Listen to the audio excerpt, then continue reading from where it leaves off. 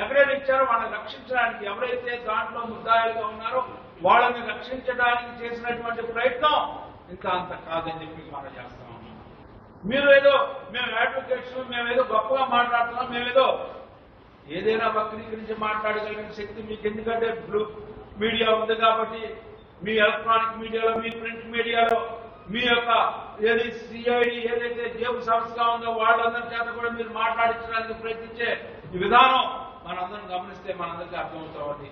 ఇవాళ సమాజంలో ప్రతి ఒక్క సామాన్య మానవుడు కూడా న్యాయశాస్త్రాల యొక్క మౌలిక సూత్రాలకి భంగం కలిగేలాగా ఈ యొక్క సిఐడి సంస్థ వ్యవహరిస్తుందని చెప్పి తెలుసుకునేలాగా చేసినటువంటి ఘనత ఈ పొన్నవోలు సుధాకర్ రెడ్డికి దక్కిందని చెప్పి సందర్భంగా మనవి చేస్తూ, ఇంకా ఇట్లాంటి అనుచిత వ్యాఖ్యలు చేయడం వల్ల మీకు వచ్చే లాభం కంటే ఇవాళ జరిగే నష్టాన్ని మీరు గుర్తించకపోతే పూర్తిగా సమాధి కాబోతా ఉంది అని చెప్పి చెప్పడంలో ఎలాంటి సందేహం లేదని చెప్పి ఈనాడు చాలా స్పష్టంగా తెలియజేస్తూ, ఎప్పుడు కూడా తీర్పుల్ని ఇవాళ సబ్జుడిస్ లో ఉంది.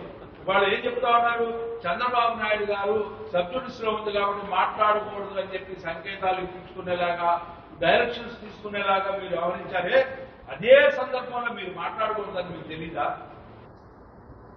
సబ్జుడిస్ లో ఉన్న కేసుల గురించి మీ ఇష్టం వచ్చినట్టు మీరు రాయటం కానీ వ్యాఖ్యానాలు చేయడం అనేది సభ్య సంస్కారం మీకు అని చెప్పి నేను అడుగుతున్నా సుధాకర్ రెడ్డి గారు.